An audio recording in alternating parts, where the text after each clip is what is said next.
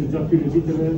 ka bërë më të mirë fushë me si kuptimin e investimeve kapitale, po ashtu edhe pajisjen e këtyre objekte në aparaturat të reja, në të kohë edhe që na ka mundsuar për shkak mungesës së stafit ta bëjmë një marrëveshje me Kosovën tashmë për të kryer gjitha ato shërime që kemi shtuar edhe në aspektin kualitativ dhe kuantitativ që ka mundësimi këtu. Ky do të jetë qendra e dytë e emergjencës në nivel periferik. Asnjë fjalë e imja nuk mund ta përmbledh me saktësi dhe në këtë dimensionin e saj atë që ka paraqet ky projekt, atë që ka paraqet ky objekt, atë që ka paraqet secila kthim, secila ordinancë, secila pjesë e këtij objekti. E ta gëzoni ju në parë doktor,